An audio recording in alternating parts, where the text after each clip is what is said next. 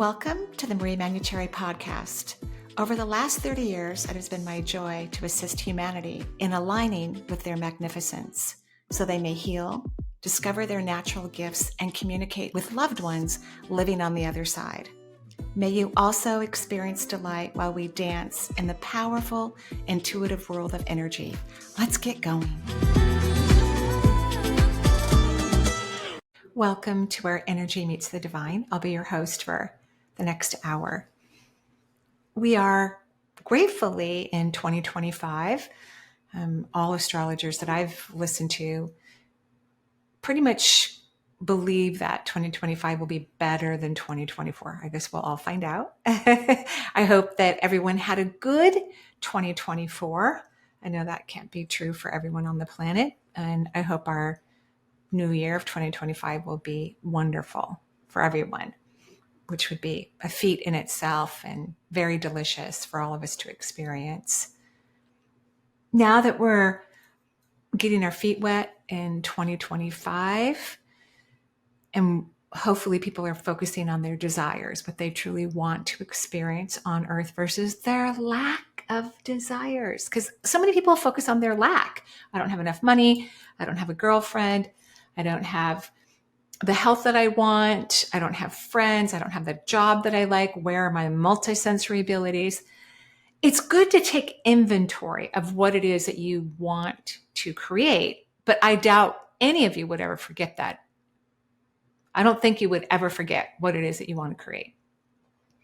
But focusing on the not having doesn't help. I promise you, it does not help. It's very crucial and important that you stop focusing on that.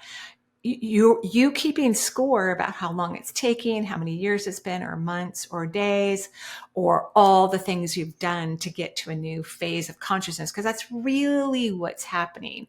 What slows down a manifestation, one of the things, besides focusing on the not having it, because it just allows you to create more of the same.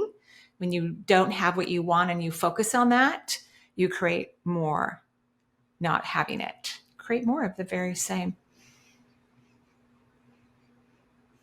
But focusing on the feeling of what it would feel like to have this incredible thing in your life, that's your homework. So if you can't do that, then you're better off not thinking about it at all. Detachment is a very powerful energy. All successful psychics know how to detach. They have to be able to let go of something that they're reading so that they can actually acquire the accurate solution or definition or storyline of the intuitive experience that they're absorbing. If a psychic stays attached, he or she will not be very accurate. They're going to have a challenging and difficult time. And they know this. All professional psychics know that they need to detach. So that means everyone on earth needs to learn to detach. Detachment means to stop thinking, analyzing, and processing. Stop reporting on things that you don't even want to have in your life anymore. The more you report on them, like, still not making enough money. I'm so annoyed and frustrated. I still have this debt. The more you report on it, the more you're feeding that into your life exactly the way it is. You're not, you think you might bring attention to it. Maybe you're asking for the universe subconsciously to help you. Maybe that's what you think you're doing by reporting it to other human beings.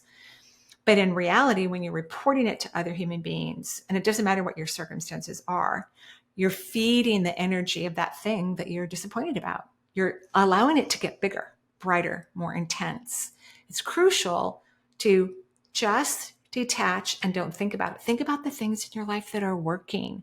Feel the things that are in your life that are working. And when you are ready, when you can detach enough and not go into a place of victim consciousness about not having the best body or incredible health or a wonderful partner, or beautiful wealth, or a fantastic career, or having your multisensory gifts open, whatever it is. And I know many people will focus on more than one.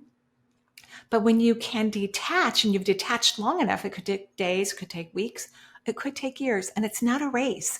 You're learning something crucial that's going to help you in every aspect of your life when you learn detachment, when you recognize that speaking about things in a certain way only keep the flow of energy to something that you don't want if you're speaking about it.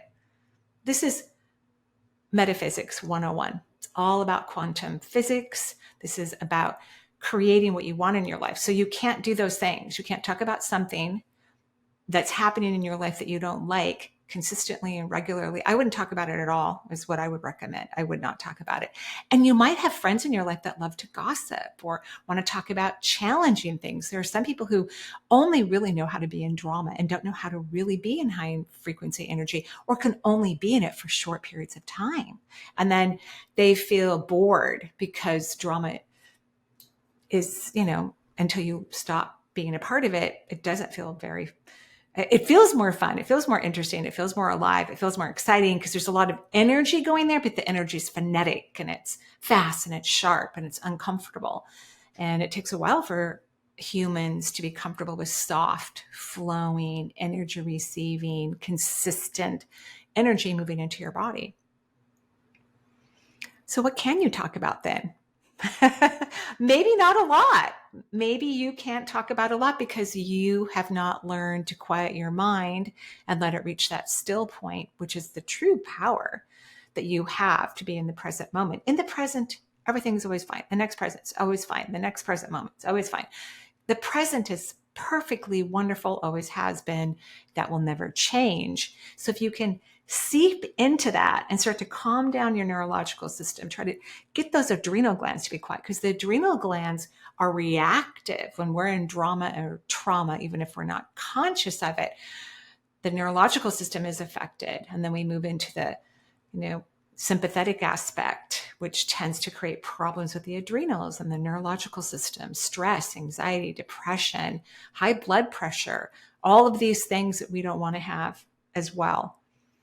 So that means you get to be quiet. If you haven't quite gotten to the place where you can be positive and optimistic about something that you desire, which is faith, to have faith that you will have that, it will come into your life at the perfect moment for you, then your job is to simply be quiet. Don't bring energy into your existence that isn't going to be fulfilling or wonderful or necessary or delightful or any of those things. Just don't do it. Just don't bring the energy in. Learn to just be okay with the quiet. Learn to be okay with it. That will be powerful for you, to learn to be quiet. It'll be very powerful for you. And once you do get to that place where you complain less, allow yourself to have those quiet moments, you're starting to feel joy more and more, you are able to hold, even for a moment, the vibration of what you want as if it's already here. And then that puts you in a place of gratitude. Then I would dance around your couch, your bed, or outside and kind of do a beautiful moon dance or rising, sun dance about your gratitude for what you want as if it's already here. The universe can work out all the details. You don't have to worry about those things. That's actually a complete waste of a human's life, is to, constantly reevaluate. Well, how's that going to happen? Is it going to happen like this? When is it going to happen? Is it going to happen then? Oh my gosh, where is it? You could never figure it out the way the universe is going to bring a desire to you. You would never be able to plan for it, because the universe loves to do one thing in particular, and that is to surprise you. So it wants to go, surprise, surprise. It wants to surprise you and bring lots of beautiful things into your life that bring you even more joy in its emergence coming into your life, like a reward, like a beautiful award. And because we have Neptune, a big outer planet that is moving into Aries this spring, there are going to be a lot of rewards. When a planet leaves a particular area of the sky that it was in, Neptune's been in Pisces for 14 years, which will be very interesting for everyone, because there is a higher risk of delusion when Neptune is in Pisces, for a lot of people to not maybe think in the best way for themselves, where they are easily coerced into falsehoods and negativity and cults and all kinds of interesting things like that. So that's going to be eradicated very quickly this year. And a lot of people are going to wake up from some slumber and probably be pretty shocked by what they've been thinking and believing and acting out in the world stage from something that's not even real. It's going to be fascinating, really interesting. So if you have people in your life, family members or friends or neighbors who've just been really kind of whacked out over the last decade or so, or just reacted very differently than you expected, they could have a shift in consciousness. They could have a kind of a come to Jesus moment and wake up and all of a sudden have a complete reversal in their process and their belief system and their thoughts. So I hope all of that happens to you if you've had some relationships that have been tricky like that. Not a guarantee, but it will affect a huge portion of human consciousness. And Neptune will stay in Aries for 14 years. So there'll be kind of this continuation of this process of people waking up and going, oh, I can't believe I believed this for 10 years. There'll be a lot of awakening going on. So you've calmed your mind. You're not focusing on drama. You're getting comfortable with the present moment. And it's when you're in the present moment, that's when you start to discover joy. Because joy is a present moment experience. Now, if you keep thinking while you're also believe that you are acting in the present, it's going to be difficult to find joy. So let's say you go to swing on a swing, which is something I recommend because I think it's a pretty joyful experience to swing on a swing. And you're on the swing and you're waiting for the joy, but you haven't quieted your mind. You're not present. If you're present, all you're thinking about is pumping your legs, or maybe jumping out of the swing, or feeling the wind as your body goes way back behind the swing set as you're getting ready to go up again into the air. To be present means that you're present with your physical body, your mind is quiet, and you are a receptor of higher levels of consciousness, of you have the ability to be more of a medium. You can communicate to your spirit guides. You can have a much bigger experience in life if you allow yourself to be present. Okay, so now I'm going to go on to the phone lines. We have a whole bunch of questions from people who called in and left messages, and I'm going to go ahead and answer those for them. Hi, Marie. I have what my internist has diagnosed as prolapse of the uterus. Yep. I saw a specialist, but he wouldn't even talk to me unless I was willing to have a speculum exam, and I didn't think I could bear that, so I just left the office. I bought a red light therapy panel thinking it would help, but it seems worse after about a week of using it. So I need your advice. Great. Thanks, Marie. You're welcome. I'm so sorry. It's not fun, a prolapse. So women can have a prolapse, which means that the uterus kind of falls down. It can even happen to part of their intestine, part of their bladder. It's complicated. It's not fun. It can be painful. It can create urinary problems, even bowel movement problems. Prolapsed organs can do that. So what doctors don't tell people, because honestly, I think modern medicine is just waking up to this, seriously, is that hormones have a lot to do with organ health, including the uterus, including the bladder, including the rectum. So we notice that when women start to deplete in their female reproductive hormones, or even male hormones, that's when they start to have prolapses. Certainly women can have it related to childbirth, but that kind of makes more sense. You've got this baby, moving through the uterus and through the cervix and into the vaginal area to be delivered. And we're pushing as hard as we possibly could push. If you've ever delivered a baby, you know what I'm talking about, or you've witnessed someone delivering a baby. And so that makes sense to be a prolapse after that. So one of the things you can do is find a specialist who helps you to grow the muscles in the pelvic floor. And the specialist people will have specific devices that they can put inside of you. It's not painful, by the way. While you do exercises, they measure the muscles. They can see which muscles are the weakest and which ones are problematic. Sometimes what happens along with this decrease in hormones is that some women clench their pelvic floor. They tighten their glute muscles, and they've done it for decades and decades and decades. And now that they have a reduction of hormones, the muscles are so weak. They don't have hormones to help support them, and they're so weak from clenching.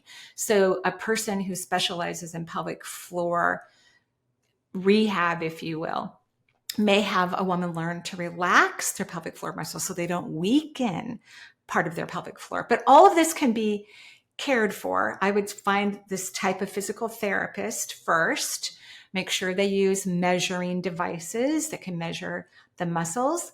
And then I would learn a really healthy way to do Kegels.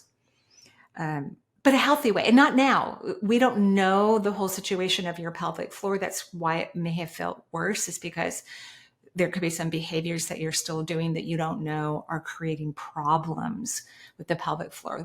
Probably one of the first things I would do is rest the pelvic floor. Lay on your back, get a yoga block or something that's about the size of a yoga block, maybe a couple books, and put that kind of on the lower sacrum area, the lower spine, and just rest there. So your knees will be up, your feet will be on the floor, but you'll be almost like in a semi-bridge, and you'll just be resting the pelvis. That could go a long way to healing the pelvic floor. There is a really good video. If I can remember, I'll make sure it's attached. Okay. I'm making a note here. I'm hoping I remember. When I'm doing intuitive work, I don't always remember logical aspects of it post the reading. So that's what I would do. And then find healthy ways to do Kegels, but not now. We don't know exactly what's going on with your pelvic floor, but I do believe this will be resolved. I want you to think about it's going to be resolved within the next 6 months. It takes a while to build muscles. It takes a while to isolate certain muscles that need to get stronger and let other muscles relax. So it's not a quick fix, taking care of the pelvic floor, but it can be permanent. I do exercises regularly, almost daily, to keep my pelvic floor strong. I also take Pilates, which helps with that enormously. So I think all women and men, because men can have problems with their pelvic floor too. I think all people should learn muscle exercises or some sort of healthy weight training so that they can maintain their muscle mass, because as our hormones deplete, we have a reduction in our muscle mass throughout the entire body, actually, not just things like the pelvic floor, which I find is very interesting. Okay, I hope that helps, but it will get better. Yes. Hello, Marie. This is James. It is an honor to meet you. What I'd like to talk about is my heart. I had a heart surgery last year, February of 23, and had a triple bypass. And now I'm taking these medication. Mm-hmm. I'm taking losartan. I'm taking Eliquis. I'm taking atorvastatin and clopidogrel. I just need to know from you, are these medication okay for me to keep taking? My blood pressure has been a little on the high side, Mm-hmm. and my heart rate has been a little on the low side. Just wondering uh, your reply on that. Also, just one more thing. Oh, right. Yeah. I kind of personal, but I guess it's okay for you to know. Yeah. It's is there any way that I can uh, fix my ED problem? Uh, and that's about it. So thank you very much, and I'll wait for your reply. Thank you. You're welcome so much, and congratulations on your bypass surgery. Those can be very effective and give decades of life to humans who otherwise, if they didn't have the procedure, may have shortened their life significantly. I would stay on the medications until everything gets balanced. The only one I didn't like was the statin. I'm not a fan of statins. So you could ask your cardiologist. They may not like this question, but is there a different drug that's not a statin that you can use that does the same thing, lowers cholesterol? And then what I would do, I don't know where you live in the world, but I would find a naturopathic physician and have them monitor you and perhaps do things from a supplement way that could help you to reduce these medications. Could be great if you could go off these medications. I would also do near infrared and red light therapy. It's great for the cardiac function. You don't have to do any of those things. Of course, you're stable, you're going to be well, but if you want to enhance your health, and the near infrared and red light therapy will help with ED too. I know. It's going to start to feed the mitochondria in your body, which circulates all the energy throughout your whole body, even into our private parts, so that things can function differently.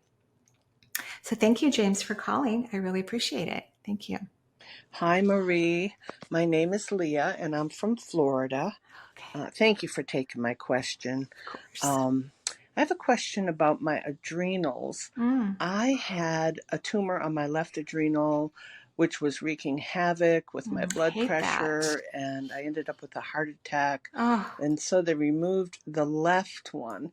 But during that time, I also had a experience with a drug that left my left hand swollen, and I was put on prednisone.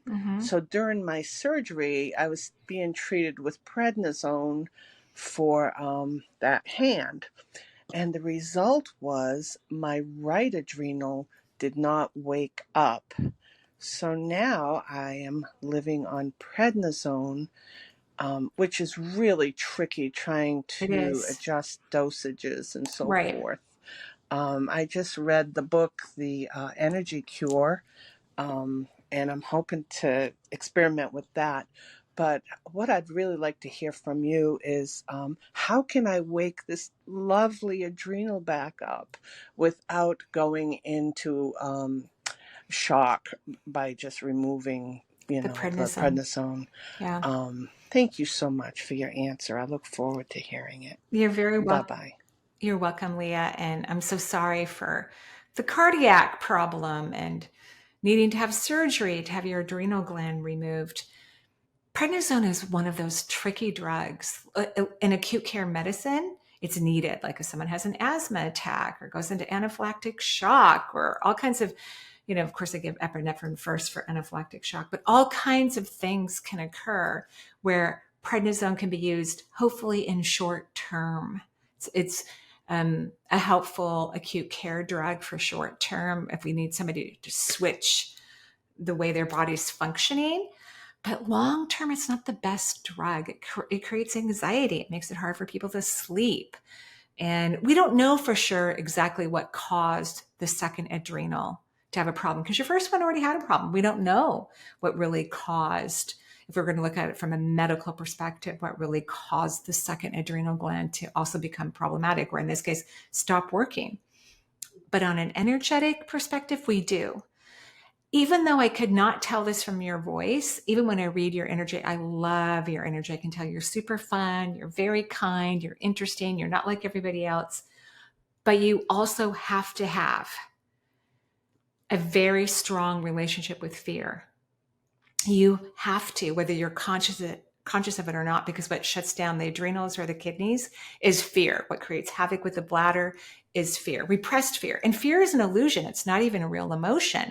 So when people are spinning their wheels in anxiety and fearful thoughts and ideas, are making decisions based in fear, they're playing havoc with their energy system and definitely affecting key organs like the adrenal glands and the kidneys and the bladder, by the way.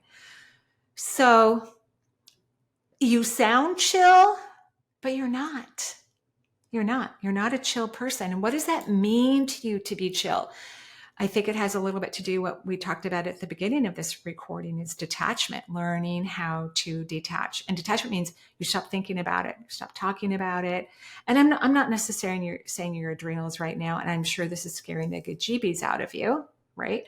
because if for some reason that adrenal gland doesn't wake up, then there's long-term medications that you're going to have to take that may not be your favorite, but thankfully we have modern medicine. I love modern medicine too.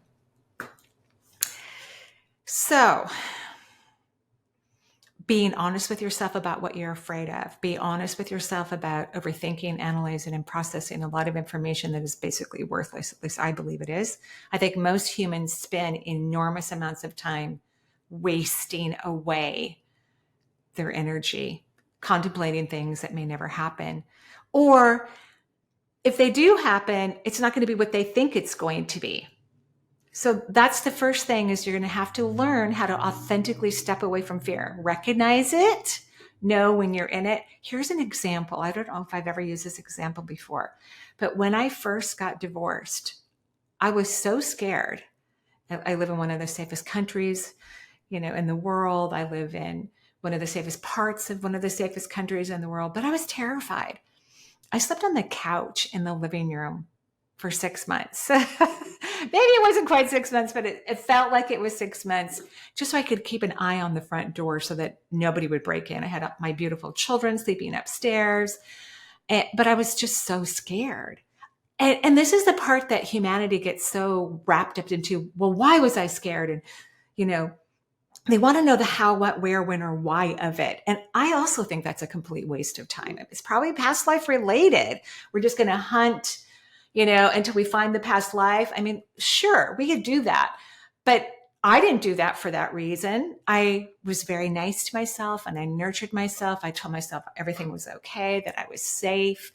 And I allowed myself to be there, instead of belittling myself or being hard on myself or embarrassed by it. I also didn't talk about it with a bunch of other people because I didn't want to bring more attention to this one thing that I was doing my best to alleviate from my central nervous system that probably had nothing to do with being only women in the house. It probably had nothing to do with that. But that's what my mind was telling me, that I needed a strong masculine energy in the house in order to be safe. It's probably, again, related to a past life. So finding out past life stuff is certainly fun, but it's time consuming, and it isn't the direct way to a solution. It's an interesting way to a solution. We can all assume certain things about our past lives, especially old souls who've lived for long periods of time.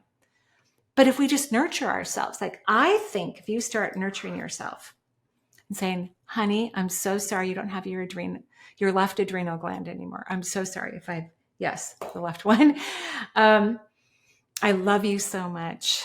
I'm glad we're learning to be calm. I'm glad we're reducing any fear or anxiety. I'm glad that I'm learning to love myself and detach from my overthinking analytical brain that's trying to solve everything, so that I can be present and allow all of my body to be fully awake and fully functioning. Start nurturing yourself. I bet you're going to get a lot more out of that long-term than long-term medications. I think that's what's going to wake up your adrenal gland. Okay? Okay, keep me posted. I want to know how it goes. Hi, Marie. I'm Cynthia from the Houston area in Texas. I've got 2 questions. Uh-oh. I have a disease called scleroderma. Scleroderma, yes. And I use a low-carb, animal-based way of eating to try to control inflammation. Mm-hmm. I'm not sure it's really doing anything. Mm-hmm. Should I be eating more of a vegetarian style diet or seafood? I'm an A positive blood type. Right.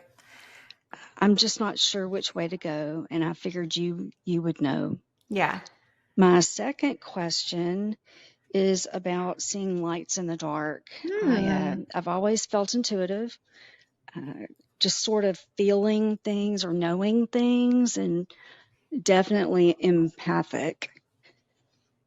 Mm-hmm. Recently, in the dark, laying in my bed, I've opened my eyes and I see these beautiful, colorful lights pulsating in almost a mandala shape.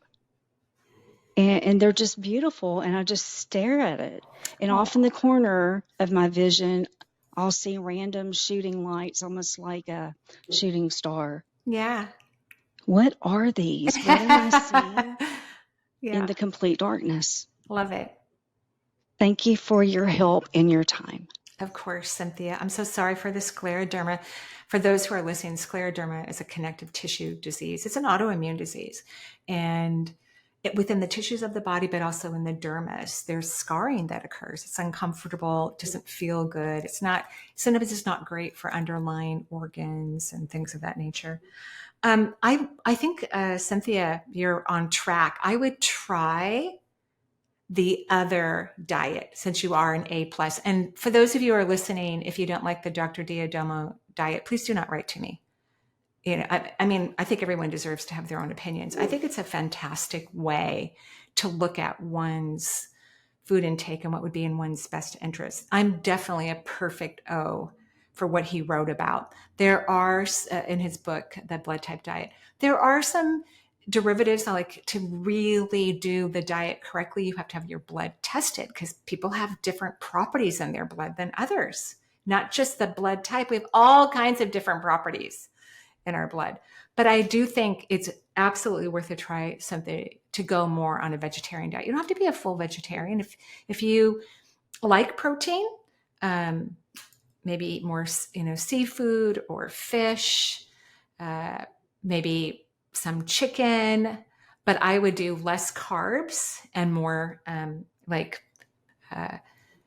wheat and things of that nature. I would go on vegetarian, but I would keep at least fish in your diet. I think your body would like it, or other forms of seafood. So give it a try. I would try it for at least 3 weeks, maybe longer.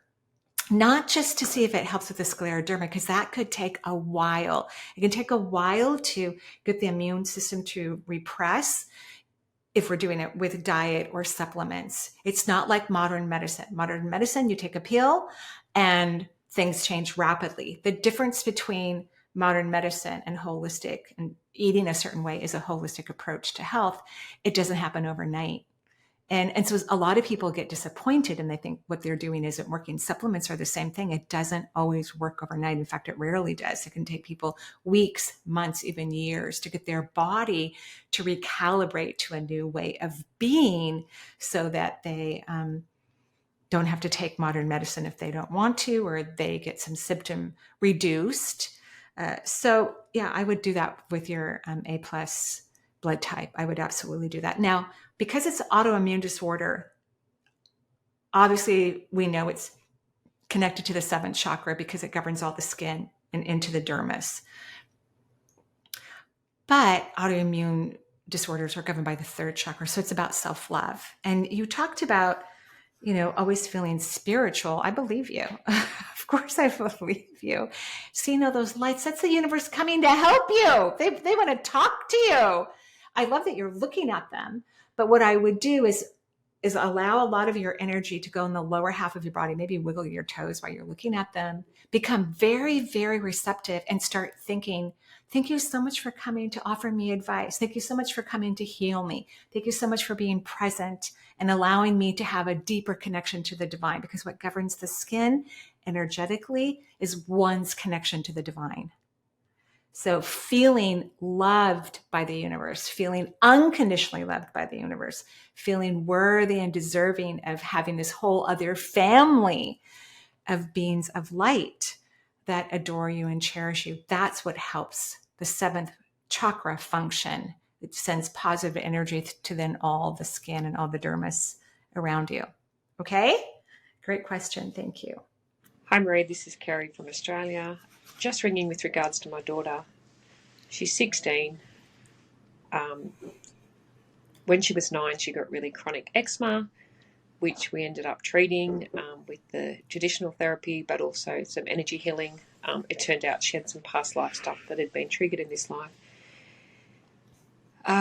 She's very miserable at the moment. She homeschools, which isn't what we wanted, but she had so much anxiety with school.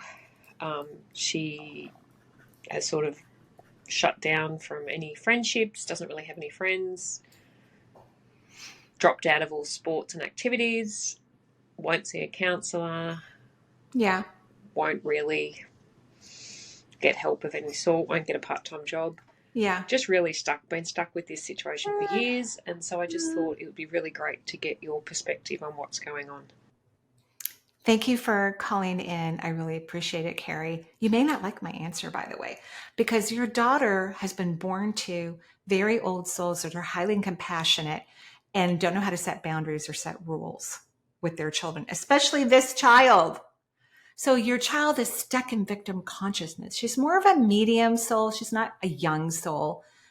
She's not an old soul. So she's in the middle. And sometimes medium souls, think they know everything. They do. They can run a household even as a 16-year-old or younger. And you and your kind partner, whoever's helping you to raise your family, is just like you. So sometimes it helps to have, this is where I say some opposites attracting can be helpful when it comes to raising children. Because I definitely would have been more like you if one of my kids, one of my kids had allergies. And, it was very hard on our family for a while. Although this person was very motivated, very self-motivated. But we had two different personalities in the house, kind of balancing out so that I wasn't overgiving and over nurturing, which is really hard to not do. So she's not going to do her homework. She's not going to see a therapist. She doesn't get a phone. So your daughter needs to learn about consequences, and you need to stop feeling sorry for her, because that's what you do. You feel sorry for her, which perpetuates her victimization. She goes, I'm a victim. My parents treat me like a victim. They walk around me on eggshells. They do whatever I tell them to do. I don't have to have any rules or boundaries. And when you're creating boundaries, they're really boundaries with yourself. Like, if my child doesn't agree to do, A, I'm going to take away her phone. You can even just call the phone company and have it turned off, or other things, her computer. So I know this sounds very harsh and mean, especially when you have a child that you believe is struggling. And I'm not saying she's not struggling, but your child is running your house. She's telling you how she needs to live her life. She's too young to do that. The brain is not fully formed until a human being is 30 years of age. She needs guidance. She needs you to step up and start to set boundaries and rules, regardless how much she screams, regardless how much she cries. We want her to be a fully functioning person. You've got a couple more years before she's supposed to go to college or something like that. And that may not happen at the rate that you're going. So you're going to need, you and your spouse or your partner are going to need to sit down and have a conversation about re-parenting your child, because that's what your child needs. Your child believes that she's a victim, whether she's conscious of this or not, I'm not sure. And that all she has to do is play the victim card over and over and over and over and over and over and over again. And she can have whatever she wants. So you've trained her to be this way. And I'm not blaming you. You didn't know that. Older souls think that everybody else is an older soul, and older souls should be treated with compassion and respect and kindness. I'm not saying that everybody shouldn't be treated that way. Yes, everybody. Older souls don't need a lot of boundaries. They actually show up and always do the right thing the majority of the time. But other souls do not. And so they do require you to set limits with them so that they can learn, oh, I can't do that. And ultimately, if I don't learn how to take care of myself, how are my parents going to flourish in their life? Because their job is not to take care of an adult who's physically able-bodied to do so, but is in their head and believes that they're a total victim. They can just shut the door and isolate and still have everything that you've given them and not have any responsibilities. You need to turn that around. So sorry if that was a little uncomfortable or shocking, but that would be my response.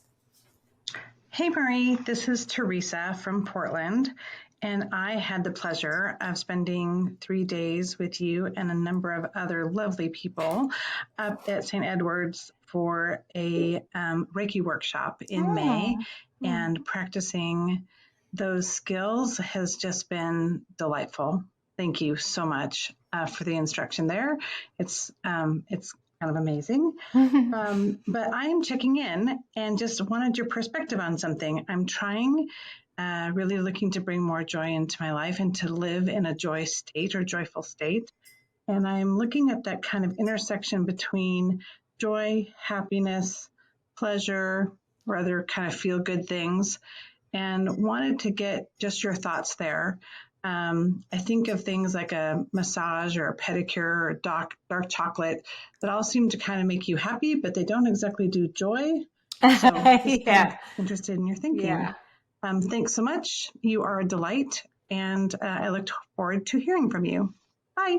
Thank you, Theresa. And that was last year. I taught a 3-day Reiki workshop in May.